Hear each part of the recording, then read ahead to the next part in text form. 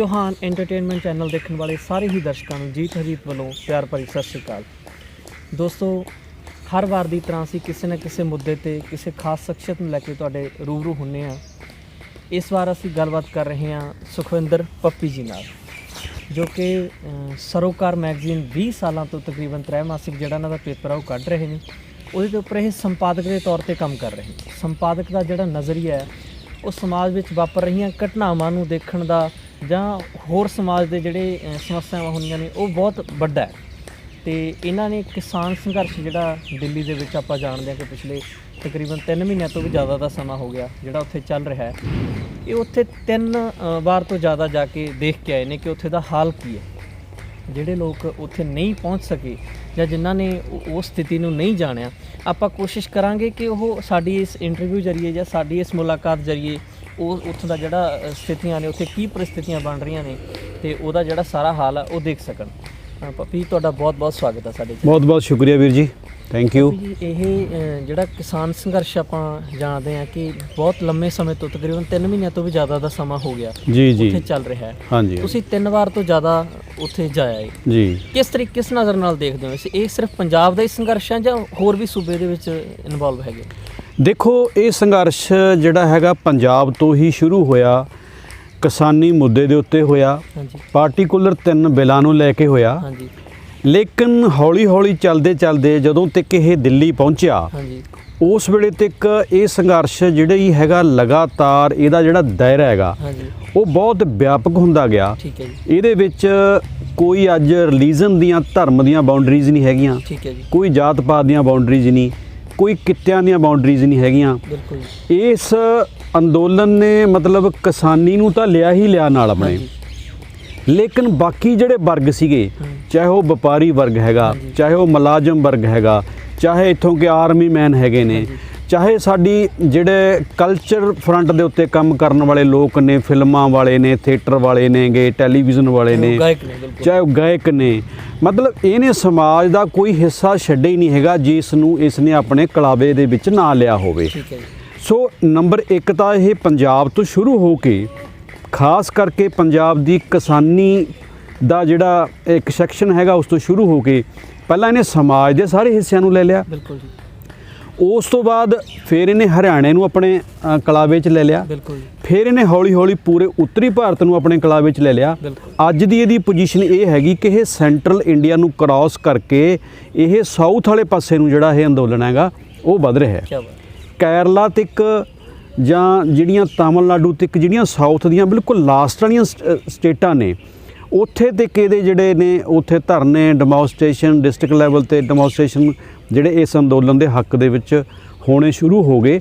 ਇਸ ਕਰਕੇ ਇਹਦਾ ਜਿਹੜਾ ਘੇਰਾ ਹੈਗਾ ਉਹ ਇਕੱਲਾ ਹੁਣ ਕਿਸਾਨੀ ਤੱਕ ਸੀਮਿਤ ਨਹੀਂ ਹੈਗਾ, ਇਹਦਾ ਘੇਰਾ ਸਮਾਜ ਦੇ ਬਹੁਤ ਸਾਰੇ ਵਰਗਾਂ ਦੇ ਤੱਕ ਫੈਲ ਗਿਆ। ਬਿਲਕੁਲ, ਜਿਹੜੇ ਤੁਸੀਂ ਇਹ ਗੱਲ ਕਰੀਏ ਕਿ ਹਰ ਦਬਕਾ ਇਹਦੇ ਨਾਲ ਇਨਵੋਲਵ ਹੋਇਆ, ਚਾਹੇ ਉਹ ਧਾਰਮਿਕ ਜਥੇਬੰਦੀਆਂ ਲਗਾ ਲਓ ਜਾਂ ਕਿਸਾਨੀ ਜਥੇਬੰਦੀਆਂ, ਤਾਂ ਹੈ ਹੀ ਹੈ ਮੇਨ।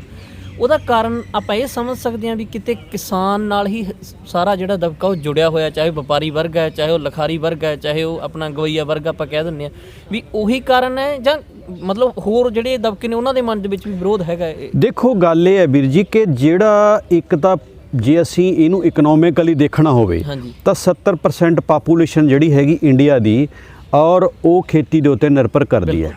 ਇਸ ਕਰਕੇ ਜਿਹੜੀ ਖੇਤੀ ਦਾ ਇਨਫਲੂਐਂਸ ਹੈਗਾ, ਪ੍ਰਭਾਵ ਹੈਗਾ ਖੇਤੀ ਸੈਕਟਰ ਦਾ, ਉਹ ਬਾਕੀ ਸੈਕਟਰਾਂ ਦੇ ਨਾਲੋਂ ਬਹੁਤ ਜ਼ਿਆਦਾ ਹੈ। ਕਿਉਂਕਿ ਜਿਸ ਸੈਕਟਰ ਦੇ ਉੱਤੇ ਤੁਹਾਡੀ ਰੋਜੀ ਰੋਟੀ ਖੜੀ ਹੁੰਦੀ ਹੈ, ਤੁਹਾਡੀ ਡਿਪੈਂਡੈਂਸੀ ਹੁੰਦੀ ਹੈ, ਤੁਹਾਡੀ ਲਾਈਫ ਜਿਹੜੀ ਸੈਕਟਰ ਦੇ ਉੱਤੇ ਜਿਉਂਦੀ ਹੁੰਦੀ ਹੈ, ਉਸ ਸੈਕਟਰ ਦੇ ਨਾਲ ਤੁਹਾਡਾ ਜਿਹੜਾ ਰਿਲੇਸ਼ਨ ਆ ਬਹੁਤ ਗੂੜਾ ਹੁੰਦਾ ਹੈ। 70% ਪਾਪੂਲੇਸ਼ਨ ਜਦੋਂ ਉਸ ਰਿਲੇਸ਼ਨ ਦੇ ਵਿੱਚ ਜਿਉਂ ਰਹੀ ਹੈ, ਅੱਜ ਤੁਸੀਂ ਦੇਖੋ ਕਿ ਜੇ ਇਹ ਸਾਰੇ ਬਿੱਲ ਲਾਗੂ ਹੁੰਦੇ ਹੈ ਤਾਂ ਇਹਦੇ ਨਾਲ ਇਕੱਲਾ ਖੇਤ ਜਾਂ ਖੇਤੀ ਪ੍ਰਭਾਵਿਤ ਨਹੀਂ ਹੋਣੀ, ਆੜਤ ਦਾ ਕਿੱਤਾ ਹੋ ਗਿਆ, ਸੈਲਰ ਦਾ ਕਿੱਤਾ ਹੋ ਗਿਆ, ਟਰੱਕਾਂ ਦਾ ਕਿੱਤਾ ਹੋ ਗਿਆ, ਪੰਜਾਬ ਦੀ ਜਿਹੜੀ ਮਸ਼ੀਨਰੀ ਸਨਅਤ ਹੈਗੀ ਉਹਦਾ ਬਹੁਤ ਵੱਡੀ ਸਨਅਤ ਹੈ ਪੰਜਾਬ ਦੇ ਵਿੱਚ, ਉਹਦਾ ਕਿੱਤਾ ਹੋ ਗਿਆ, ਇਸ ਨਾਲ ਜੁੜੇ ਹੋਏ ਹਜ਼ਾਰਾਂ ਜਿਹੜੇ ਲੇਬਰ ਦੇ ਲੋਕ ਨੇ ਉਹਨਾਂ ਦਾ ਕਿੱਤਾ ਹੋ ਗਿਆ। ਔਰ ਇਹਦੇ ਉੱਤੇ ਇੱਕ ਨੈਤਿਕ ਸਪੋਰਟ ਸਾਨੂੰ ਇਸ ਕਰਕੇ ਮਿਲਦੀ ਹੈ ਕਿਉਂਕਿ ਖੇਤੀ ਇੱਕ ਐਸੀ ਚੀਜ਼ ਹੈ ਜਿਹੜੀ ਤੁਹਾਨੂੰ ਰੋਟੀ ਦਿੰਦੀ ਹੈ। ਉਹ ਜਿਹੜੀ ਰੋਟੀ ਵਾਲਾ ਕਨਸੈਪਟ ਹੈਗਾ ਉਹ ਤੁਹਾਨੂੰ ਸਾਰੇ ਵਰਗਾਂ ਦੇ ਉੱਤੋਂ ਜਿਹੜਾ ਇੱਕ ਨੈਤਿਕ ਸਪੋਰਟ ਦਿੰਦਾ ਹੈ। ਵਰਲਡ ਲੈਵਲ ਦੇ ਉੱਤੇ ਜਿਹੜੀ ਤੁਸੀਂ ਕਿਤੇ ਕਿਸਾਨਾਂ ਦੀ ਜਿਹੜੀ ਤੁਸੀਂ ਹਿਸਟਰੀ ਦੇਖ ਲਓ ਉਹਨਾਂ ਦੇ ਅੰਦੋਲਨਾਂ ਦੀ, ਤਾਂ ਉਹਨਾਂ ਨੂੰ ਇੱਕ ਨੈਤਿਕ ਸਪੋਰਟ ਜਿਹੜੀ ਹਮੇਸ਼ਾ ਮਿਲਦੀ ਰਹੀ ਹੈ, ਇਸ ਕਰਕੇ ਕਿ ਆਦਮੀ ਦੀਆਂ ਜਿਹੜੀਆਂ ਬਾਕੀ ਲੋੜਾਂ ਨੇ ਉਹਨਾਂ ਨੂੰ ਮਸ਼ੀਨ ਪੈਦਾ ਕਰ ਸਕਦੀ ਹੈ, ਲੇਕਿਨ ਰੋਟੀ ਮਸ਼ੀਨ ਨਾਲ ਪੈਦਾ ਨਹੀਂ ਕਰ ਸਕਦੀ। ਬਿਲਕੁਲ ਜੀ। ਇਹ ਜੇ ਆਪਾਂ ਤੁਹਾਡੀ ਇਸ ਗੱਲ ਨੂੰ ਹੋਰ ਵੀ ਦਰੁਸਤ ਕਰਨਾ ਹੋਵੇ ਤਾਂ ਉਹ ਇੱਕ ਆਮ ਬੰਦਾ ਜਿਹੜਾ ਕਿਸੇ ਵੀ ਕਿੱਤੇ ਨਾਲ ਜੁੜਿਆ ਹੋਇਆ ਹੈ ਤਾਂ ਸੋਸ਼ਲ ਮੀਡੀਆ ਤੇ ਉਹਦਾ ਵੀ ਨੋ ਫਾਰਮਰ ਨੋ ਫੂਡ ਇੱਕ ਸਲੋਗਨ ਜਿਹੜਾ ਉਹ ਪੇਸ਼ ਕਰਦਾ ਹੈ, ਕਿਸੇ ਨਾ ਕਿਸੇ ਕਿਸਾਨ ਹਿੱਤ 'ਚ ਕਰਦਾ। ਇਹ ਵੀ ਤੁਹਾਡੀ ਗੱਲ ਨੂੰ ਆਪਾਂ ਅੱਗੇ ਇਸ ਰਾਹੀਂ ਵੀ ਲੈ ਹਰ ਬੰਦਾ ਜੁੜਿਆ ਹੋਇਆ ਜੀ, ਬਿਲਕੁਲ ਜੁੜਿਆ ਹੋਇਆ ਜੀ, ਜੁੜਿਆ ਹੋਇਆ। ਕਿੰਨੀ ਕੁ ਤਾਦਾਦ ਦੇ ਵਿੱਚ ਉੱਥੇ ਲੋਕ ਬੈਠੇ ਨੇ? ਦੇਖੋ, ਮੈਂ ਉੱਥੇ 3 ਕੁ ਵਾਰੀ ਗਿਆ ਹੈਗਾ ਧਰਨੇ ਦੇ ਵਿੱਚ, ਤਕਰੀਬਨ ਮੇਰੇ 10 ਕੁ ਦਿਨ ਬਣਦੇ ਆ ਟੋਟਲ। ਅੱਛਾ। ਮੈਂ ਉੱਥੇ ਅਲੱਗ-ਅਲੱਗ ਬੰਦਿਆਂ ਨਾਲ ਜਾਂ ਅਲੱਗ-ਅਲੱਗ ਜਥੇਬੰਦੀਆਂ ਨਾਲ, ਅਲੱਗ-ਅਲੱਗ ਸੰਗਠਨਾਂ ਨਾਲ ਇਹਨੂੰ ਜਾਣਨ ਦੀ ਕੋਸ਼ਿਸ਼ ਕੀਤੀ, ਤਾਂ ਮੇਰੇ ਅੰਦਾਜ਼ੇ ਮੁਤਾਬਕ ਕਿ ਉੱਥੇ 4-5 ਲੱਖ ਬੰਦਾ ਜਿਹੜਾ ਹੈਗਾ ਇਸ ਵੇਲੇ ਬੈਠਾ ਹੈਗਾ। ਉਹਦੇ ਵਿੱਚ ਪੰਜਾਬ ਦੀ ਵੱਡੀ ਗਿਣਤੀ ਆ ਜਿਹੜੀ 80-85%, ਬਾਕੀ ਗਿਣਤੀ ਜਿਹੜੀ ਹੈਗੀ ਆ ਉਹ ਹਰਿਆਣੇ ਦੀ, ਰਾਜਸਥਾਨ ਦੀ, ਯੂਪੀ ਦੀ, ਉੱਤਰਾਖੰਡ ਦੀ, ਤੇ ਥੋੜੀ ਗਿਣਤੀ ਜਿਹੜੀ ਉਹ ਆਂਧਰਾ ਪ੍ਰਦੇਸ਼ ਦੀ ਜਾਂ ਹੋਰ ਸਟੇਟਾਂ ਦੀ ਵੀ ਥੋੜੀ ਹੈਗੀ ਹੈ। ਅੱਛਾ ਜੀ। ਲੇਕਿਨ ਮੇਨ ਗਿਣਤੀ ਹੈਗੀ ਹੈ, ਜਿਹੜੀ ਵੱਡੀ ਗਿਣਤੀ ਹੈਗੀ ਉਹ ਪੰਜਾਬ ਤੇ ਹਰਿਆਣੇ ਦੀ ਹੈ। ਅੱਛਾ ਜੀ। ਹਾਂਜੀ, ਮਤਲਬ 3 ਥਾਵਾਂ ਦੱਸਦੇ ਨੇ ਉੱਥੇ ਜਿੱਥੇ ਸੰਘਰਸ਼ ਚੱਲ ਰਿਹਾ ਹੈ। ਹਾਂਜੀ, ਦੇਖੋ ਮੇਨ ਪੁਆਇੰਟ ਉੱਥੇ 3 ਨੇਗੇ। ਨੰਬਰ 1 ਜਿਹੜਾ ਵੱਡਾ, ਸਾਰਿਆਂ ਤੋਂ ਵੱਡਾ ਪੁਆਇੰਟ ਹੈਗਾ ਉਹ ਹੈਗਾ ਸਿੰਘੂ ਬਾਰਡਰ। ਅੱਛਾ ਜੀ। ਜਿਹੜੀ ਕਰਨਾਲ ਰੋਡ ਹੈਗੀ, ਅੰਬਾਲਾ ਕਰਨਾਲ ਰੋਡ। ਹਾਂਜੀ। ਇਸ ਦੇ ਉੱਤੇ ਜਿਹੜੀ ਜ਼ਿਆਦਾ ਵੱਡੀ ਗਿਣਤੀ ਦੇ ਵਿੱਚ ਜਿਹੜੇ ਲੋਕ ਨੇ ਬੈਠੇ ਨੇ, ਕਿਉਂਕਿ ਇੱਕ ਤਾਂ ਉਹ ਰੋਡ ਆ ਜਿਹੜੀ 4 ਲੇਨ ਹੈ। ਠੀਕ ਹੈ ਜੀ। 4 ਲੇਨ ਦੇ ਨਾਲ 2 ਲੇਨ ਨੇ ਉਹਦੇ ਸਰਵਿਸ ਲੇਨ ਨੇ, ਇਸ ਕਰਕੇ ਉੱਥੇ ਜਾ ਕੇ ਜਿੱਥੇ ਸਿੰਘੂ ਦੇ ਨੇੜੇ ਉਹ ਟੋਟਲ ਜਿਹੜੀਆਂ 6 ਲੇਨ ਹੋ ਜਾਂਦੀਆਂ ਨੇ, ਉਹਦੇ ਵਿੱਚੋਂ 4 ਲੇਨ ਨੇ ਜਿਹੜੀਆਂ ਉਹ ਕਿਸਾਨਾਂ ਦੇ ਕੋਲੇ ਮਤਲਬ ਉਹਨਾਂ ਨੇ ਰੋਕੀਆਂ ਹੋਈਆਂ ਨੇ, ਤੇ ਉਹ ਤਕਰੀਬਨ 14 ਜਾਂ 15 ਕਿਲੋਮੀਟਰ ਦੇ ਵਿੱਚ ਜਿਹੜੀਆਂ ਟਰਾਲੀਆਂ ਨੇ ਜਾਂ ਕਿਸਾਨਾਂ ਦੇ ਵਹੀਕਲ ਨੇ, ਉਹ 15 ਕਿਲੋਮੀਟਰ ਦੇ ਵਿੱਚ ਖੜੇ ਆ। ਰਸੋਈ ਢਾਬਾ ਆਉਂਦਾ ਉੱਥੇ ਇੱਕ ਵੱਡਾ, ਉਹ ਮੈਂ ਆਪਣੀ ਗੱਡੀ ਨਾਲ ਮਿਣ ਕੇ ਦੇਖਿਆ, ਉੱਥੋਂ ਸਟੇਜ ਤੋਂ ਲੈ ਕੇ ਤਕਰੀਬਨ 12-13 ਕਿਲੋਮੀਟਰ ਦੀ ਉਹਦੀ ਹੈਗੀ ਹੈ ਡਿਸਟੈਂਸ ਉਹਦੇ ਵਿੱਚ। ਇਹ ਹੁਣ ਜਿਹੜੀ ਗਿਣਤੀ ਆ ਉਹ ਟਰਾਲੀਆਂ ਦੀ ਸਾਡੀ ਖੜਨ ਦੀ ਜਿਹੜੀ ਸਮਰੱਥਾ ਉਹ ਰਸੋਈ ਢਾਬੇ ਤੋਂ ਵੀ ਪਿੱਛੇ ਨੂੰ ਕਿਲੋਮੀਟਰ 1.5 ਕਿਲੋਮੀਟਰ ਪਿੱਛੇ ਨੂੰ ਆ ਗਈ, ਕਿਉਂਕਿ ਟਰਾਲੀਆਂ ਲਗਾਤਾਰ ਵੱਧ ਰਹੀਆਂ ਨੇ। ਦੂਸਰਾ ਜਿਹੜਾ ਪੁਆਇੰਟ ਹੈਗਾ ਉਹ ਹੈਗਾ ਟਿੱਕਰੀ ਵਾਲਾ ਪੁਆਇੰਟ। ਠੀਕ ਹੈ ਜੀ। ਉਹ ਟਿੱਕਰੀ ਵਾਲਾ ਪੁਆਇੰਟ ਜਿਹੜਾ ਹੈਗਾ ਉਹਦੇ ਉੱਤੇ 2 ਤਰੀਕੇ ਦੀਆਂ ਸਾਡੀਆਂ ਸਟੇਜਾਂ ਲੱਗੀਆਂ ਹੋਈਆਂ ਨੇ। ਇੱਕ ਸਾਂਝੀ ਸਟੇਜ ਮੂਹਰਲੇ ਪਾਸੇ ਲੱਗੀ ਹੋਈ ਹੈ, ਉਸ ਤੋਂ ਪਿੱਛੇ 4-5 ਸਟੇਜਾਂ ਨੇ ਜਿਹੜੀਆਂ ਹੈਗੀਆਂ ਉਹ ਸਾਡੀ ਵੱਡੀ ਜਥੇਬੰਦੀ ਜਿਹੜੀ ਉਰਾਹਾਂ ਜਥੇਬੰਦੀ ਹੈ ਉਹਨਾਂ ਦੀ ਲੱਗੀ ਹੋਈ ਹੈ। ਜਿਹੜਾ ਸਿੰਘੂ ਵਾਲਾ ਬਾਰਡਰ ਹੈਗਾ ਉਹਦੇ ਵਿੱਚ ਜਿਹੜੀ ਸਟੇਜ ਲੱਗੀ ਹੋਈ ਹੈ ਉਹ ਸਟੇਜ ਹੈਗੀ ਸਾਂਝੀ। ਠੀਕ ਹੈ ਜੀ। ਉਹਦੇ ਵਿੱਚ ਸਾਰੀਆਂ 31 ਕਿਸਾਨ ਜਥੇਬੰਦੀਆਂ ਵੀ ਨੇ, ਉਹਦੇ ਵਿੱਚ ਬਹੁਤ ਸਾਰੇ ਸਿੱਖਾਂ ਦੇ ਸੰਗਠਨ ਵੀ ਨੇ, ਉਹਦੇ ਵਿੱਚ ਨਿਹੰਗ ਸਿੰਘ ਵੀ ਨੇ, ਉਹਦੇ ਵਿੱਚ ਹੋਰ ਵੀ ਨੇ, ਸਾਰੇ ਲੋਕ ਆਉਂਦੇ ਆ। ਔਰ ਜ਼ਿਆਦਾ ਜਿਹੜੇ ਸਾਡੇ ਕੋਈ ਗਾਇਕ ਨੇ ਜਾਂ ਸਾਡੇ ਸਟਾਰ ਨੇ ਫਿਲਮਾਂ ਵਾਲੇ ਜਾਂ ਹੋਰ ਆਮ ਪਬਲਿਕ ਹੈਗੀ ਉਹ ਜ਼ਿਆਦਾ ਸਿੰਘੂ ਬਾਰਡਰ ਨੂੰ ਟਰੈਵਲ ਕਰ ਰਹੀ ਹੈ। ਤੀਸਰਾ ਪੁਆਇੰਟ ਹੈਗਾ ਜਿਹੜਾ ਸ਼ਾਹਜਹਾਂਪੁਰ ਜਿਹਨੂੰ ਕਿਹਾ ਜਾਂਦਾ ਹੈਗਾ, ਉੱਥੇ ਗਿਣਤੀ ਘੱਟ ਹੈਗੀ, ਉੱਥੇ ਜੋਗਿੰਦਰ ਯਾਦਵ ਵਰਗੇ ਲੋਕ ਨੇ ਜਿਹੜੇ ਹਾਂ ਉਧਰ ਬੈਠੇ ਆ। ਉੱਥੇ ਕੁਝ ਯੂਪੀ ਦੇ ਕਿਸਾਨ ਨੇ, ਕੁਛ ਉੱਥੇ ਰਾਜਸਥਾਨ ਦੇ ਕਿਸਾਨ ਨੇ, ਕੁਛ ਥੋੜ੍ਹੇ ਬਹੁਤੇ ਉੱਥੇ ਹਰਿਆਣੇ ਦੇ ਕਿਸਾਨ ਵੀ ਨੇ। ਉਹ ਮਿਕਸ ਜਿਹਾ ਹੈਗਾ, ਭਾਵੇਂ ਕਿ ਉਹ ਸੜਕ ਰੁਕੀ ਨਹੀਂ ਹੋਈ, ਲੇਕਿਨ ਉੱਥੇ ਉਹ ਜਿਹੜਾ ਹੈਗਾ ਉਹਨਾਂ ਦਾ ਟੈਂਟ ਲਾ ਕੇ ਬਕਾਇਦਾ ਉਹ ਉੱਥੇ ਇੱਕ ਸਟੇਜ ਜੰਮੀ ਹੋਈ ਹੈ। ਅੱਛਾ, 4 ਤੋਂ 5 ਲੱਖ ਲੋਕ ਤੁਸੀਂ ਉੱਥੇ ਦੱਸਦੇ ਟੋਟਲ। ਇਹ 4 ਤੋਂ 5 ਲੋਕਾਂ ਦਾ ਪ੍ਰਬੰਧ ਰਹਿਣ ਸਹਿਣ ਦਾ ਉੱਥੇ ਕੀ ਹੈ? ਦੇਖੋ, ਜਿਹੜੀ ਤਾਂ ਪ੍ਰਬੰਧ ਦੀ ਗੱਲ ਹੈਗੀ ਉਹਦੇ ਵਿੱਚ ਜ਼ਿਆਦਾ ਜਿਹੜੀ ਵੱਡੀ ਗਿਣਤੀ ਹੈਗੀ 80-85%, ਉਹ ਮੈਨੂੰ ਲੱਗਦਾ ਕਿ ਇਸ ਵੇਲੇ ਟਰਾਲੀਆਂ ਦੇ ਵਿੱਚ ਹੀ ਹੈ। ਅੱਛਾ ਜੀ। ਕਿਉਂਕਿ ਮੋਸਟਲੀ ਜਿੰਨੀਆਂ ਟਰਾਲੀਆਂ ਨੇ, ਇੱਕ ਟਰੈਕਟਰ ਮਗਰ 2 ਟਰਾਲੀਆਂ ਬਣੀਆਂ ਹੋਈਆਂ। ਕਿੰਨੀ ਕੁ ਗਿਣਤੀ ਦੇ ਵਿੱਚ ਟਰਾਲੀਆਂ ਉੱਥੇ ਹੋਣਗੀਆਂ? ਟਰਾਲੀਆਂ ਦੇ ਅਸੀਂ ਜਿਹੜਾ ਇੱਕ ਅੰਦਾਜ਼ਾ ਜਾਂ ਮੈਂ ਉੱਥੇ ਸਮਝਣ ਦੀ ਕੋਸ਼ਿਸ਼ ਕੀਤੀ ਸੀ ਜਥੇਬੰਦੀਆਂ ਤੋਂ, ਉਹਨਾਂ ਦਾ ਕਹਿਣਾ ਸੀਗਾ ਕਿ 80 ਤੋਂ ਲੈ ਕੇ 85 ਹਜ਼ਾਰ ਟਰੈਕਟਰ ਖੜਾ ਉੱਥੇ। ਕੀ ਬਾਤ। 80-85 ਹਜ਼ਾਰ ਟਰੈਕਟਰ ਖੜਾ ਤੇ ਉਹਦੇ ਵਿੱਚ ਤਰਪਾਲਾਂ ਲੱਗੀਆਂ ਹੋਈਆਂ ਨੇ, ਉੱਪਰ ਥੱਲੇ ਉਹਨਾਂ ਨੇ ਪਰਾਲੀ ਸੁੱਟੀ ਹੋਈ ਹੈ, ਪਰਾਲੀ ਦੇ ਉੱਪਰ ਗੱਦੇ ਸੁੱਟੇ ਹੋਏ ਨੇ, ਉੱਪਰ ਰਜਾਈਆਂ ਪਈਆਂ ਨੇ। ਜ਼ਿਆਦਾ ਵੱਡੀ ਗਿਣਤੀ ਜਿਹੜੀ ਸਾਡੀ ਉਹਦੇ ਵਿੱਚ ਸੌਂਦੀ ਹੈ। ਕਹਿਣ ਦਾ ਮਤਲਬ ਜਦੋਂ ਸੰਘਰਸ਼ ਸ਼ੁਰੂ ਹੋਇਆ ਇਹ ਜਿਹੜਾ ਪ੍ਰੋਸੈਸ ਸੀਗਾ ਟਰਾਲੀਆਂ ਵਾਲੇ ਤਾਂ ਪ੍ਰੀ ਪਲਾਨਡ ਹੀ ਸੀ, ਕਿਸਾਨ ਮੰਨ ਕੇ? ਨਹੀਂ, ਪ੍ਰੀ ਪਲਾਨਡ ਇਸ ਕਰਕੇ ਸੀਗਾ ਜੀ ਕਿਉਂਕਿ 2 ਮਹੀਨੇ ਦਾ ਅੰਦੋਲਨ ਪੰਜਾਬ ਦੇ ਵਿੱਚ ਆਲਰੇਡੀ ਉਹ ਚੱਲ ਰਿਹਾ ਸੀਗਾ। ਉਹਨਾਂ ਦੀ ਜਾਣ ਦੀ ਤਿਆਰੀ ਸੀ, ਦਿੱਲੀ ਨੂੰ ਵੀ ਜਾਣਾ ਆਪਾਂ ਨੇ। 2 ਮਹੀਨੇ ਜਿਹੜੀ ਉਹ ਤਿਆਰੀ ਪੰਜਾਬ ਦੇ ਵਿੱਚ ਚੱਲੀ, ਤਾਂ ਉਸ ਤੋਂ ਬਾਅਦ ਉਹ ਤਿਆਰੀ ਨਾਲ ਗਏ ਹੋਏ ਬੰਦੇ ਆ, ਕੋਈ ਐਦਾਂ ਨਹੀਂ ਹੈਗਾ ਕਿ ਉੱਠ ਕੇ ਇੱਦਾਂ ਹੀ ਚਲੇ ਗਏ। ਤੇ ਉਹ ਵੱਡੀ ਤਿਆਰੀ ਦੇ ਨਾਲ ਗਏ ਨੇ। ਉਹਨਾਂ ਕੋਲੇ ਬਹੁਤ ਸਾਰਾ ਰਾਸ਼ਨ ਹੈਗਾ, ਬਹੁਤ ਸਾਰੇ ਖਾਣ ਪੀਣ ਦੇ ਪ੍ਰਬੰਧ ਹੈਗੇ ਨੇ, ਸੌਣ ਦਾ ਪ੍ਰਬੰਧ ਹੈਗਾ।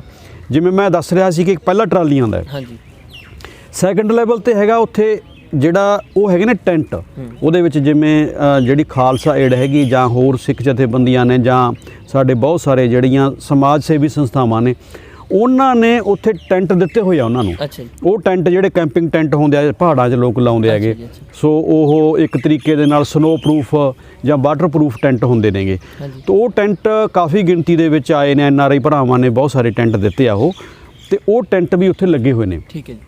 ਉਹ ਟੈਂਟਾਂ ਨੂੰ ਦੇਣ ਦਾ ਕ੍ਰਾਈਟੇਰੀਆ ਉਹਨਾਂ ਨੇ ਇਹ ਬਣਾਇਆ ਹੋਇਆ ਹੈਗਾ ਕਿ ਪਹਿਲਾਂ ਲੇਡੀਜ਼ ਨੂੰ, ਬੁੱਢਿਆਂ ਨੂੰ ਤੇ ਬੱਚਿਆਂ ਨੂੰ ਇਹ ਟੈਂਟ ਦਿੰਦੇ ਆ। ਅੱਛਾ ਜੀ। ਤੋ ਲੇਡੀਜ਼, ਬੁੱਢੇ, ਬੱਚੇ ਨੇ ਜਿਹੜੇ ਜ਼ਰੂਰਤ ਦੇ ਹਿਸਾਬ ਨਾਲ। ਸੋ ਜਿਹੜੀ ਆਮ ਸਾਡੀ ਕੋਈ ਯੰਗ ਕਿਸਾਨ ਨੇ ਉਹ ਜ਼ਿਆਦਾ ਟਰਾਲੀਆਂ 'ਚ ਨੇ, ਲੇਡੀਜ਼, ਬੱਚੇ, ਬਜ਼ੁਰਗ ਨੇ ਜਿਹੜੇ, ਉਹਨਾਂ ਦੇ ਲਈ ਟੈਂਟ ਵੀ ਹੈਗੇ ਨੇ। ਬਜ਼ੁਰਗ ਟਰਾਲੀਆਂ ਦੇ ਵਿੱਚ ਵੀ ਹੈਗੇ, ਲੇਕਿਨ ਟੈਂਟਾਂ ਦੇ ਵਿੱਚ ਵੀ ਉਹਨਾਂ ਦੀ ਸਹੂਲਤ ਹੈਗੀ ਹੈ। ਇਸੇ ਤਰ੍ਹਾਂ ਇੱਕ ਤੀਸਰੇ ਨੰਬਰ ਦੀ ਸਹੂਲਤ ਹੈਗੀ ਹੈ, ਉਹ ਹੈਗੀ ਕਿ ਉੱਥੇ ਬਹੁਤ ਸਾਰੇ ਕੁਛ ਹੋਟਲ ਵਾਲਿਆਂ ਨੇ, ਕੁਛ ਜਿਹੜੀਆਂ ਧਰਮਸ਼ਾਲਾ ਹੁੰਦੀਆਂ ਨੇ ਉਹਨਾਂ ਨੇ ਵੀ ਆਪਣੇ ਦੁਆਰ ਖੋਲ੍ਹੇ ਹੋਏ ਆ ਕਿ ਵੱਡੇ ਵੱਡੇ ਉਹਨਾਂ ਕੋਲੇ ਹਾਲ ਹੈਗੇ, ਭਾਵੇਂ ਥੋੜ੍ਹੀ ਗਿਣਤੀ 'ਚ ਨੇ ਲੇਕਿਨ ਉਹ ਹੈਗੇ ਨੇ। ਜਾਂ ਕੁਛ ਲੋਕਾਂ ਦੀਆਂ ਉੱਥੇ ਬਿਲਡਿੰਗਾਂ ਪਈਆਂ ਸੀ, ਕਿਉਂਕਿ ਸਿੰਘੂ ਬਾਰਡਰ ਦੇ ਆਲੇ ਦੁਆਲੇ ਸਾਰਾ ਇੰਡਸਟਰੀ ਏਰੀਆ, ਉੱਥੇ ਬਹੁਤ ਸਾਰੀਆਂ ਇੰਡਸਟਰੀ ਦੀਆਂ ਜਿਹੜੀਆਂ ਨੇ ਬਿਲਡਿੰਗਾਂ ਸੀ ਉਹ ਖਾਲੀ ਪਈਆਂ ਸੀ, ਅਤੇ ਉਹਦੇ ਵਿੱਚ ਵੀ ਕੁਛ ਲੋਕਾਂ ਨੇ ਜਿਹੜਾ ਆਪਣਾ ਰਹਿਣ ਬਸੇਰਾ ਉੱਥੇ ਕੀਤਾ ਹੋਇਆ ਜੀ। ਤੁਸੀਂ ਔਰਤਾਂ ਦੀ ਗੱਲ ਕਰੀ, ਆਪਾਂ ਗੱਲ ਕਿੰਨੀ ਗਿਣਤੀ ਦੇ ਵਿੱਚ ਉੱਥੇ ਔਰਤਾਂ ਸ਼ਾਮਲ ਹੋਣਗੀਆਂ? ਔਰਤਾਂ ਦੀ ਇਹ ਗਿਣਤੀ ਬਣਾਈ ਗਈ ਸੀ ਕਿ 25 ਤੋਂ 30 ਹਜ਼ਾਰ ਦੇ ਕਰੀਬ ਉੱਥੇ ਔਰਤ ਜਿਹੜੀ ਹੈਗੀ ਹੈ ਜੀ, ਔਰ ਉਹਨਾਂ ਦੇ ਨਾਲ ਬੱਚੇ ਵੀ ਹੋਣਗੇ 1000-2000 ਤਾਂ ਲਾਜ਼ਮੀ ਹੈ। ਕੀ ਬਾਤ ਹੈ। ਹਾਂਜੀ ਹਾਂ, ਕਿ ਇਸ ਕਹਿਣ ਦਾ ਮਤਲਬ ਵੀ ਔਰਤ ਵਰਗ ਦੀ ਵੀ ਪੂਰੀ ਸਪੋਰਟ ਹੈਗੀ ਹੈ। ਦੇਖੋ ਔਰਤਾਂ ਦੀ ਜਿਹੜੀ ਸ਼ਮੂਲੀਅਤ ਹੈਗੀ ਹੈ ਉਹ ਕੌਂਸਸਲੀ ਸਾਡੀਆਂ ਕਿਸਾਨ ਸੰਗਠਨਾਂ ਨੇ ਪਹਿਲੇ ਜਿਹੜੇ 2 ਮਹੀਨੇ ਅੰਦੋਲਨ ਚੱਲਿਆ ਉਹਦੇ ਵਿੱਚ ਔਰਤਾਂ ਦੀ ਸ਼ਮੂਲੀਅਤ ਉਹਨਾਂ ਨੇ ਕਰਵਾਈ। ਔਰ ਪਹਿਲਾਂ ਵੀ ਜਿਹੜੇ ਕਿਸਾਨ ਸੰਗਠਨ ਹੈਗੇ ਨੇ ਸਾਰੀ 31 ਦੇ 31 ਉਹ ਕਿਸੇ ਨਾ ਕਿਸੇ ਲੈਵਲ ਦੇ ਉੱਤੇ ਪਿਛਲੇ 2-4 ਸਾਲਾਂ ਤੋਂ ਔਰਤਾਂ ਦੀ ਸ਼ਮੂਲੀਅਤ ਕਰਵਾ ਰਹੇ ਸੀ, ਔਰ ਉਸੇ ਸ਼ਮੂਲੀਅਤ ਦੇ ਕਰਕੇ ਹੀ ਫਿਰ ਜਿਹੜੀ ਉੱਥੇ ਹੈ ਸ਼ਮੂਲੀਅਤ ਦੀ ਗਿਣਤੀ ਐਡੀ ਵੱਡੀ ਹੋਈ ਹੈ। ਨੰਬਰ 1। ਨੰਬਰ 2 ਇੱਕ ਇਹ ਹੋ ਗਿਆ ਕਿ ਜਿਹੜੇ ਸਾਡੇ ਹੁਣ ਮਿਡਲ ਕਲਾਸ ਦੇ ਲੋਕ ਨੇ, ਸ਼ਹਿਰੀ ਮੱਧ ਵਰਗ ਦੇ ਲੋਕ ਨੇ, ਉਹ ਵੀ ਜਾ ਰਹੇ ਨੇ।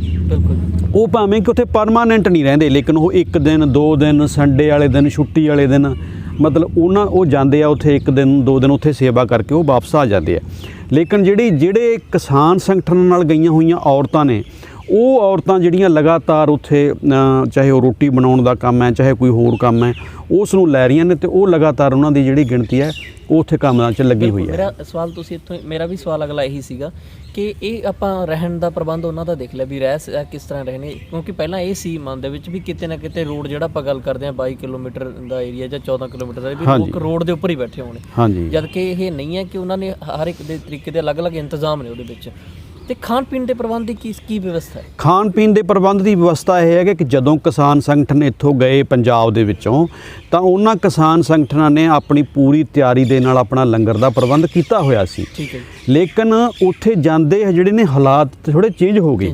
ਉਹ ਕੀ ਹੋ ਗਿਆ ਕਿ ਜਿਵੇਂ ਹੀ ਉਹ 26 ਤਰੀਕ ਨੂੰ ਬਾਰਡਰ ਟੁੱਟ ਕੇ ਗਏ, ਸੋਸ਼ਲ ਮੀਡੀਆ ਰਾਹੀਂ ਜਾਂ ਮੀਡੀਆ ਰਾਹੀਂ ਇੱਕ ਉਹਨਾਂ ਨੂੰ ਇੰਨੀ ਹਾਈਲਾਈਟ ਮਿਲ ਗਈ ਕਿ ਬਹੁਤ ਵੱਡੀ ਗਿਣਤੀ ਦੇ ਵਿੱਚ, ਚਾਹੇ ਉਹ ਸਾਡੇ ਧਾਰਮਿਕ ਸੰਗਠਨ ਸੀ, ਚਾਹੇ ਉਹ ਸਾਡੇ ਸਮਾਜਿਕ ਸੰਗਠਨ ਸੀ, ਚਾਹੇ ਸਮਾਜ ਸੇਵੀ ਜਥੇਬੰਦੀਆਂ ਸੀ, ਉਹਨਾਂ ਨੇ ਜਾ ਕੇ ਉੱਥੇ ਲੰਗਰ ਲਾਤੇ। ਬਿਲਕੁਲ। ਉਹਦਾ ਕੀ ਹੋਇਆ ਕਿ ਜਿਹੜਾ ਟਰਾਲੀਆਂ ਦੇ ਵਿੱਚ ਗਿਆ ਹੋਇਆ ਸਾਡਾ ਸਮਾਨ ਹੈ ਉਹਦੀ ਹਾਲੇ ਬਹੁਤੀ ਵਰਤੋਂ ਨਹੀਂ ਹੋਣੀ ਸ਼ੁਰੂ ਹੋਈ। 1.5 ਮਹੀਨਾ ਬੀਤ ਜਾਣ ਦੇ ਬਾਵਜੂਦ ਵੀ ਉਹ ਟਰਾਲੀਆਂ ਦੇ ਵਿੱਚ ਪਿੰਡਾਂ ਦੇ ਵਿੱਚੋਂ ਇਕੱਠਾ ਕੀਤਾ ਹੋਇਆ ਰਾਸ਼ਨ ਜਥੇਬੰਦੀਆਂ ਦਾ ਉਸੇ ਤਰ੍ਹਾਂ ਹੀ ਪਿਆ। ਠੀਕ ਹੈ। ਤੇ ਉੱਥੇ ਜਿਹੜੇ ਲੰਗਰ ਲੱਗ ਗਏ, ਉਹਦੇ ਵਿੱਚ ਆਮ ਸਾਦਾ ਦਾਲ ਰੋਟੀ ਦਾ ਲੰਗਰ ਵੀ ਹੈਗਾ, ਉਹਦੇ ਵਿੱਚ ਕੋਈ ਜਲੇਬੀਆਂ ਦਾ ਲੰਗਰ ਵੀ ਲਾ ਰਿਹਾ, ਪਕੌੜਿਆਂ ਦਾ ਲੰਗਰ ਵੀ ਲਾ ਰਿਹਾ ਹੈਗਾ, ਕੋਈ ਬਦਾਮ ਵਾਲੀ ਖੀਰ ਦਾ ਲੰਗਰ ਲਾ ਰਿਹਾ, ਕੋਈ ਖਿਚੜੀ ਦਾ ਲੰਗਰ ਲਾ ਰਿਹਾ ਬਿਮਾਰ ਲੋਕਾਂ ਵਾਸਤੇ। ਲੰਗਰ ਇਕੱਲੇ ਸਿਰਫ ਖਾਣ ਪੀਣ ਦੇ ਨਹੀਂ, ਉੱਥੇ ਦਵਾਈਆਂ ਦੇ ਬਹੁਤ ਵੱਡੇ ਲੰਗਰ ਨੇ। ਹਾਂ ਬਿਲਕੁਲ, ਉਹ ਜ਼ਰੂਰਤ ਵੀ ਹੈ। ਮੈਂ ਉਹਨੂੰ ਥੋੜ੍ਹਾ ਜਿਹਾ ਜਾਣਨ ਦੀ ਕੋਸ਼ਿਸ਼ ਕੀਤੀ। ਤੁਸੀਂ ਹੈਰਾਨ ਹੋਵੋਗੇ ਕਿ ਇੰਡੀਆ ਲੈਵਲ ਦਾ ਕੋਈ 200 ਦੇ ਕਰੀਬ ਉੱਥੇ ਡਾਕਟਰ ਆ ਜਿਹੜਾ ਉਹ ਬੈਠਾ ਹੈ। ਕੀ ਬਾਤ। ਡਾਕਟਰ ਗਾਂਧੀ ਹੋਰਾਂ ਦੀ ਟੀਮ ਬੈਠੀ ਹੈ। ਬਹੁਤ ਸਾਰੇ ਹੋਰ ਡਾਕਟਰ ਦਿੱਲੀ ਤੋਂ, ਵੱਖ-ਵੱਖ ਹੋਰ ਸਟੇਟਾਂ ਤੋਂ, ਪੰਜਾਬ ਦੇ ਜਿਹੜੇ ਮੈਡੀਕਲ ਪ੍ਰੈਕਟੀਸ਼ਨਰ ਹੈਗੇ ਨੇ, ਉਹ ਬਹੁਤ ਵੱਡੀ ਗਿਣਤੀ ਦੇ ਵਿੱਚ ਉਹਨਾਂ ਨੇ ਉੱਥੇ ਆਪਣੇ ਟੈਂਟ ਲਾ ਕੇ ਦਵਾਈਆਂ ਦੇ ਜਿਹੜੇ ਲੰਗਰ ਨੇ ਉਹ ਲਾਏ ਹੋਏ ਨੇ। ਔਰ NRI ਜਿਹੜੇ ਭਰਾ ਨੇ ਉਹਨਾਂ ਨੇ ਵੀ ਇਸ ਗੱਲ ਦੇ ਉੱਤੇ ਜ਼ੋਰ ਦਿੱਤਾ ਹੈਗਾ ਕਿ ਜਿਹੜੀ ਮੈਡੀਕਲ ਸਹੂਲਤ ਹੈ ਉਹਦੀ ਬਹੁਤ ਜ਼ਿਆਦਾ ਜ਼ਰੂਰਤ ਹੁੰਦੀ ਹੈ।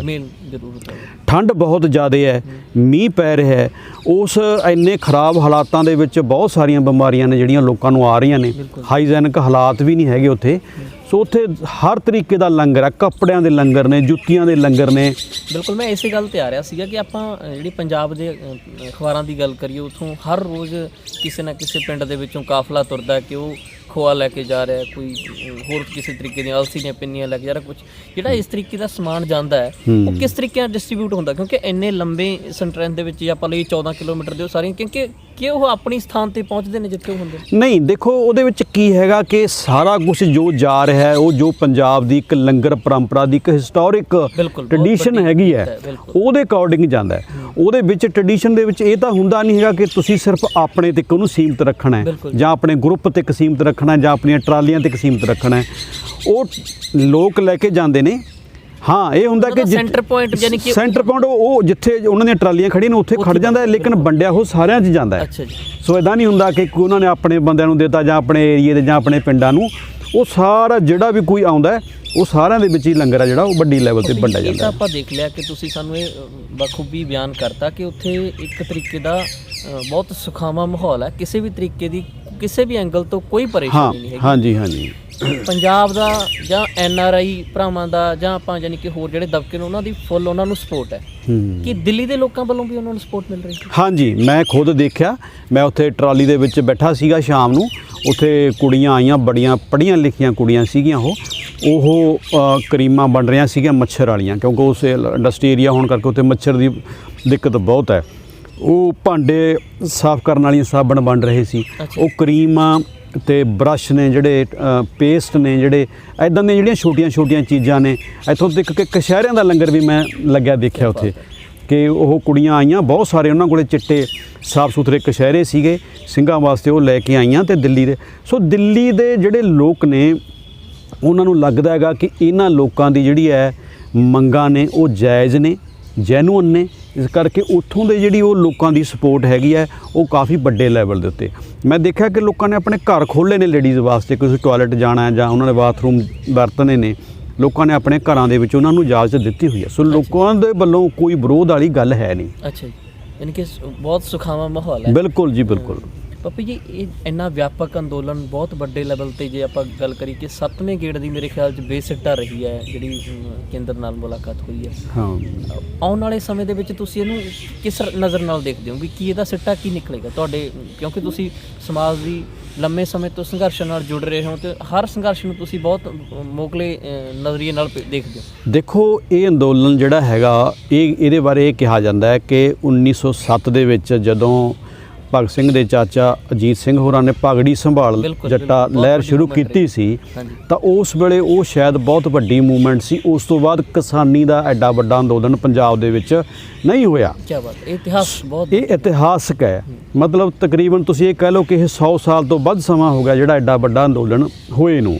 ਔਰ ਦੂਸਰੀ ਇਸ ਚੀਜ਼ ਦੀ ਇਸ ਇੰਪੋਰਟੈਂਸ ਇਸ ਗੱਲ ਨਾਲ ਹੈਗੀ ਹੈ ਕਿ ਇਹ ਅੰਦੋਲਨ ਕਿਸਾਨੀ ਬਿੱਲਾਂ ਤੋਂ ਤੇ ਨਰੋਲ ਆਰਥਿਕ ਮੁੱਦਿਆਂ ਤੋਂ ਸ਼ੁਰੂ ਹੋਇਆ ਅੰਦੋਲਨ ਹੈ। ਠੀਕ ਹੈ। ਇਹ ਹੌਲੀ ਹੌਲੀ ਇੱਕ ਰਾਜਨੀਤਿਕ ਅੰਦੋਲਨ ਵੱਲ ਨੂੰ ਵੱਧ ਰਿਹਾ ਹੈ। ਉਹ ਕਿਵੇਂ ਵੱਧ ਰਿਹਾ ਹੈ? ਕਿਉਂਕਿ ਪਹਿਲਾਂ ਇਹ ਅੰਦੋਲਨ ਸ਼ੁਰੂ ਹੋਇਆ ਪਿੰਨ ਪੁਆਇੰਟ ਕਰਕੇ 3 ਕਿਸਾਨੀ ਬਿੱਲਾਂ ਤੋਂ, ਲੇਕਿਨ ਹੌਲੀ ਹੌਲੀ ਜਿਹੜੀ ਅੱਜ ਹੈਗਾ ਉਹਦੇ ਵਿੱਚ ਜਿਹੜਾ ਕਾਰਪੋਰੇਟ ਹੈ, ਜਿਹੜਾ ਬਹੁਤ ਵੱਡੇ ਲੈਵਲ ਦੀ ਸਰਮਾਏਦਾਰ ਦੀ ਸੱਤਾ ਹੈਗੀ, ਇਹ ਉਸ ਨੂੰ ਕੇਂਦਰਿਤ ਕਰਦਾ ਹੋਇਆ, ਉਸ ਨੂੰ ਪਿੰਨ ਪੁਆਇੰਟ ਕਰਦਾ। ਪਿਛਲੇ ਦਿਨ 'ਚ ਉਹਦੇ ਆਪਾਂ ਨਤੀਜੇ ਵੀ ਦੇਖੇ ਜਿਵੇਂ ਪੰਜਾਬ ਦੇ ਪਿੰਡਾਂ 'ਚ ਆਪਾਂ ਨੂੰ, ਕਿਉਂਕਿ ਜਿਵੇਂ ਤੁਸੀਂ ਵਿਰੋਧ ਬਹੁਤ ਹੈ ਪੰਜਾਬ ਦੇ ਵਿੱਚ। ਤੁਸੀਂ ਦੇਖੋ ਕਿ ਚਾਹੇ ਉਹ ਰਿਲਾਇੰਸ ਦੇ ਟਾਵਰ ਹੋਏ, ਹਾਲਾਂਕਿ ਰਿਲਾਇੰਸ ਦੇ ਟਾਵਰਾਂ ਦਾ ਸਿੱਧਾ ਤੌਰ ਤੇ ਉਸ ਬਿੱਲਾਂ ਨਾਲ ਕੋਈ ਸੰਬੰਧ ਨਹੀਂ ਹੈ, ਪਰ ਵਿਰੋਧ ਹੈ। ਪਰ ਲੋਕਾਂ ਦੇ ਵਿੱਚ ਇਹ ਵਿਰੋਧ ਹੈਗਾ ਕਿ ਜਿਹੜਾ ਕਾਰਪੋਰੇਟ ਹੈਗਾ ਉਹ ਹਰ ਫੀਲਡ ਦੇ ਉੱਤੇ ਕਾਬਜ਼ ਹੋ ਰਿਹਾ ਹੈ, ਉਹ ਸਾਡੀ ਰੁਜ਼ਗਾਰ ਖੋਹ ਰਿਹਾ ਹੈ, ਉਹ ਸਾਡੀ ਹਰ ਤਰ੍ਹਾਂ ਦੀਆਂ ਜਿਹੜੀਆਂ ਜ਼ਿੰਦਗੀ ਦੇ ਵਿੱਚ ਦਖਲਅੰਦਾਜ਼ੀ ਆ ਕਾਰਪੋਰੇਟ ਦੀ ਵੱਧ ਰਹੀ ਹੈ। ਔਰ ਉਹਦੇ ਖਿਲਾਫ ਇਹ ਜਿਹੜਾ ਹੋਇਆ ਕਿ ਅੱਜ ਉਹਦੇ ਟਾਵਰ ਬੰਦ ਹੋ ਰਹੇ ਨੇ। ਅੱਜ ਅਡਾਨੀ ਦਾ ਜਿਹੜੇ ਖਾਣ ਪੀਣ ਦੇ ਪ੍ਰੋਡਕਟ ਨੇ, ਚਾਹੇ ਉਹ ਤੇਲ ਨੇ ਚਾਹੇ ਕੁਛ ਹੋਰ ਨੇ, ਉਹਨਾਂ ਦਾ ਬਾਈਕਾਟ ਵੱਲ ਨੂੰ ਵੱਧ ਰਿਹਾ ਹੈ। ਕਿਤੇ ਨਾ ਕਿਤੇ ਬਾਬਾ ਰਾਮਦੇਵ ਦਾ ਵੀ ਕਿਉਂਕਿ ਬਾਬਾ ਰਾਮਦੇਵ ਦੀ ਵੀ ਇੱਕ ਬਹੁਤ ਸਾਰੇ ਜਿਹੜੇ ਪ੍ਰੋਡਕਟ ਨੇ ਉਹਨਾਂ ਨੇ ਬਹੁਤ ਸਾਰੇ ਘਪਲੇ ਉਹਨਾਂ ਦੇ ਵਿੱਚ ਸਾਹਮਣੇ ਆ ਰਹੇ ਨੇ। ਔਰ ਬਾਬਾ ਰਾਮਦੇਵ ਨੇ ਇਸ ਕਿਸਾਨੀ ਅੰਦੋਲਨ ਦਾ ਵਿਰੋਧ ਵੀ ਕੀਤਾ ਹੈ। ਇਸ ਕਰਕੇ ਵੀ ਲੋਕਾਂ ਦੇ ਵਿੱਚ ਬਹੁਤ ਸਾਰਾ ਗੁੱਸਾ ਹੈਗਾ, ਨਾਰਾਜ਼ਗੀ ਹੈ। ਸੋ ਇਹ ਅੰਦੋਲਨ ਇਕੱਲੇ ਬਿੱਲਾਂ ਤੱਕ ਹੁਣ ਸੀਮਿਤ ਨਹੀਂ ਰਹਿਣਾ। ਇਸ ਅੰਦੋਲਨ ਨੇ ਆਉਣ ਵਾਲੇ ਦਿਨਾਂ ਦੇ ਵਿੱਚ ਇੱਕ ਰਾਜਨੀਤਿਕ ਸ਼ੇਪ ਲੈਣੀ ਹੈ। ਔਰ ਐਂਟੀ ਕਾਰਪੋਰੇਟ ਲੈਣੀ ਹੈ।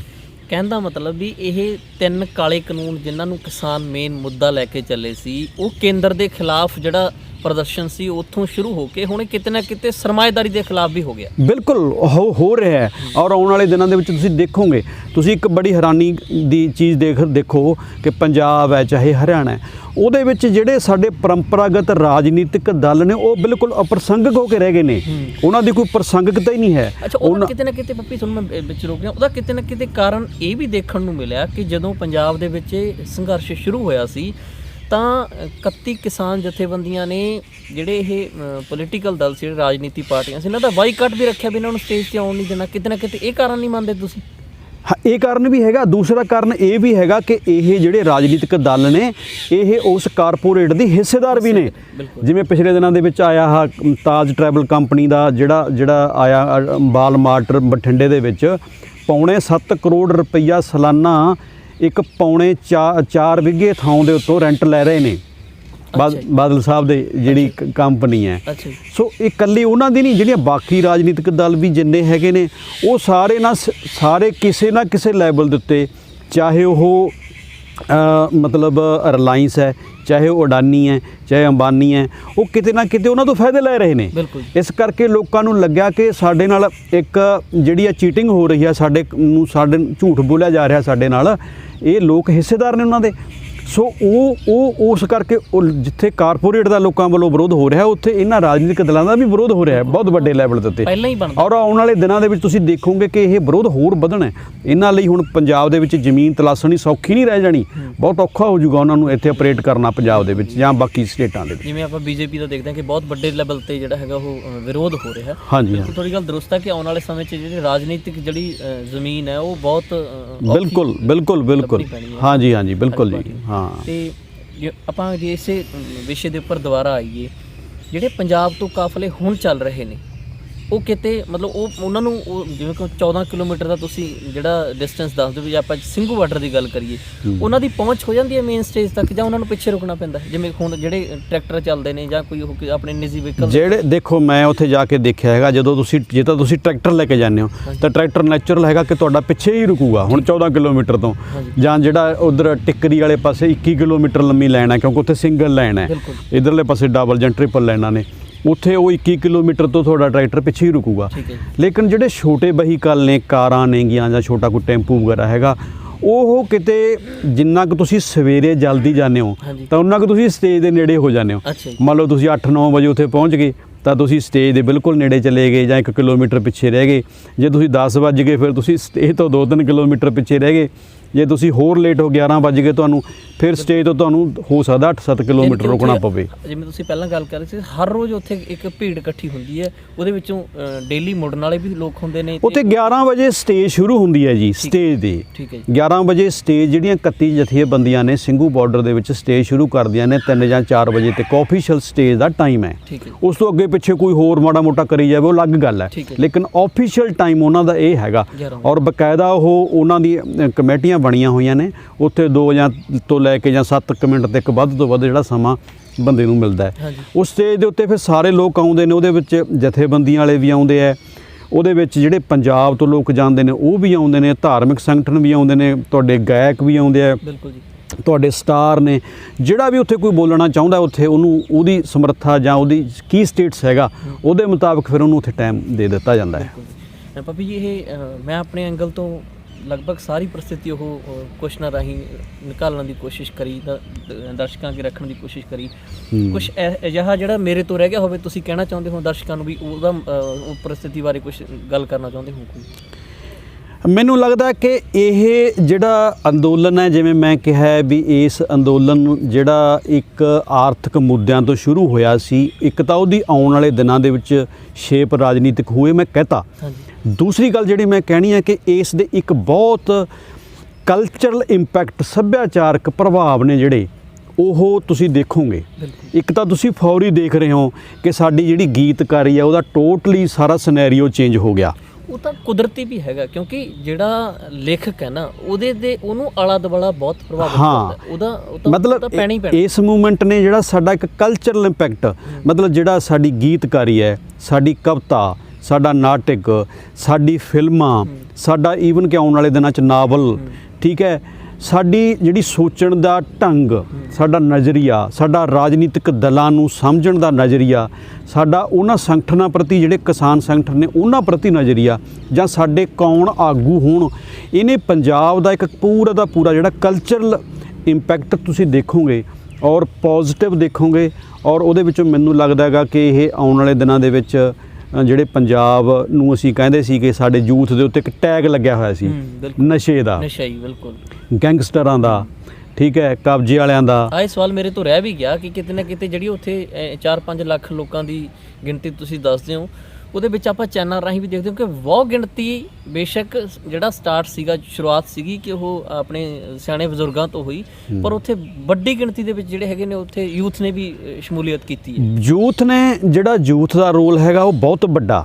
ਮੈਂ ਉੱਥੇ ਯੂਥ ਦੇ ਵਿੱਚ ਰਿਹਾ, ਮਤਲਬ ਯੂਥ ਉੱਥੇ ਇਕੱਲਾ ਇਹ ਨਹੀਂ ਹੈਗਾ ਕਿ ਆਰਗੇਨਾਈਜ਼ ਕਰ ਰਿਹਾ ਹੈਗਾ ਬਾਕੀ ਚੀਜ਼ਾਂ ਨੂੰ, ਯੂਥ ਉੱਥੇ ਅਖਬਾਰ ਕੱਢ ਰਹੇ ਨੇ। ਕੀ ਬਾਤ ਹੈ। ਹਾਂ, ਯੂਥ ਉੱਥੇ ਟਰਾਲੀਆਂ ਦੇ ਉੱਤੇ ਲਾਲ ਸਿੰਘ ਦਿਲ ਦੀਆਂ ਕਵਿਤਾਵਾਂ ਚੇਪ ਰਿਹਾ ਹੈ। ਕੀ ਬਾਤ ਹੈ। ਠੀਕ ਹੈ, ਉਹ ਉੱਥੇ ਪਾਸ਼ ਦੀਆਂ, ਉਦਾਸੀ ਦੀਆਂ, ਜਿਹੜੇ ਉਹ ਬਣਾਏ ਸੀ ਉਹਨਾਂ ਨੇ ਵੈਰੀ ਲਾਏ ਸੀ, ਹੈ ਨਾ, ਕਿਤੇ ਨਾ ਕਿਤੇ ਕਿ ਉਹਨੂੰ ਕ੍ਰਾਸ ਕਰਨ ਦਾ ਸਿਰਾ ਵੀ ਜਿਹੜਾ ਹੈਗਾ ਉਹ ਯੂਥ ਦੇ ਸਿਰ ਤੇ, ਬਿਲਕੁਲ ਉਹ ਯੂਥ ਦੇ ਸਿਰ ਤੇ ਜਾਂਦਾ। ਯੂਥ ਨੇ ਹੀ ਤੋੜਨਾ ਸੀਗਾ ਉਹ, ਔਰ ਯੂਥ ਨੇ ਤੋੜਿਆ। ਉਸ ਤੋਂ ਬਾਅਦ ਜਿਹੜੀਆਂ ਹੁਣ ਟੱਕਰਾਂ ਹੋ ਰਹੀਆਂ ਨੇ ਸਾਂਭ ਜਹਾਂਪੁਰ ਬਾਰਡਰ ਦੇ ਉੱਤੇ ਜਾਂ ਹੋਰ ਨਵੇਂ ਬਾਰਡਰਾਂ ਦੇ ਉੱਤੇ, ਜਾਂ ਉੱਤਰਾਖੰਡ ਤੋਂ ਲੋਕ ਆਏ, ਉਹਦੇ ਵਿੱਚ ਵੀ ਜ਼ਿਆਦਾ ਯੂਥ ਹੀ ਸੀਗਾ। ਦਿਮਾਗੀ ਸ਼ਕਤੀ ਜਿਹੜੀ ਹੈਗੀ ਉਹ ਸਿਆਣਿਆਂ ਦੀ ਚੱਲ ਰਹੀ ਹੈ, ਤੇ ਜੇ ਕਿਤੇ ਨਾ ਕਿਤੇ ਜ਼ੋਰ ਦੀ ਗੱਲ ਕਰੀਏ, ਹਾਂਜੀ ਹਾਂ, ਯੂਥ ਜਿਹੜਾ ਹੋਗਾ ਮੋਢਾ ਲਾ ਕੇ ਬੈਠਾ। ਹਾਂ, ਉਹ ਵੀ ਠੀਕ ਹੈ, ਪਰ ਯੂਥ ਉੱਥੇ ਨਵੀਂ ਲੀਡਰਸ਼ਿਪ ਜਿਹੜੀ ਹੈਗੀ ਕਿਸਾਨ ਸੰਗਠਨਾਂ ਦੇ ਵਿੱਚ ਇਹ ਕਿਹਾ ਜਾਂਦਾ ਸੀ ਕਿ ਤਾਂ ਬੁੱਢੇ ਲੋਕਾਂ ਦੇ ਸੰਗਠਨ ਨੇ, ਬਿਲਕੁਲ ਬਿਲਕੁਲ, ਲੇਕਿਨ ਹੁਣ ਉਹਦੇ ਵਿੱਚ ਨਵੇਂ ਚਿਹਰੇ ਨੇ ਯੂਥ ਦੇ। ਤੁਸੀਂ ਦੇਖ ਸਕਦੇ ਹੋ, ਰਜਿੰਦਰ ਸਿੰਘ, ਦੀਪ ਸਿੰਘ ਵਾਲਾ ਹੋ ਗਿਆ, ਜਾਂ ਉਹ ਕਾਦੀਆਂ ਵਾਲੇ ਹੋ ਗਏ ਮੁੰਡੇ, ਜਾਂ ਲੱਖੋਵਾਲ ਸਾਹਿਬ ਦਾ ਬੇਟਾ ਹੋ ਗਿਆ, ਜਾਂ ਹੋਰ ਲੋਕ ਨੇ ਜਿਹੜੇ ਯੂਥ ਦੀ ਜਿਹੜੀ ਸੈਕੰਡ ਲੀਡਰਸ਼ਿਪ ਸੀ, ਉਹ ਹੁਣ ਸਾਡੇ ਸਾਹਮਣੇ ਜਿਹੜੀ ਆ ਉਹ ਆਈ ਹੈਗੀ ਇਹਦੇ ਵਿੱਚੋਂ।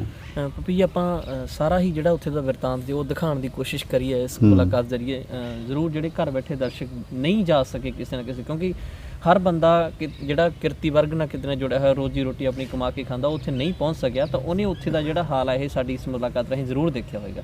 ਦੋਸਤੋ, ਤੁਹਾਨੂੰ ਸਾਡੀ ਇਹ ਮੁਲਾਕਾਤ ਕਿਸ ਤਰ੍ਹਾਂ ਦੀ ਲੱਗੀ ਕਮੈਂਟ ਕਰਕੇ ਜ਼ਰੂਰ ਦੱਸਿਓ। ਤਦ ਤੱਕ ਲਈ ਪਿਆਰ ਭਰੀ ਸਤਿ ਸ਼੍ਰੀ ਅਕਾਲ। ਚੌਹਾਨ ਇੰਟਰਟੇਨਮੈਂਟ, ਤੁਹਾਡਾ ਆਪਣਾ, ਤੁਹਾਡੇ ਲਈ।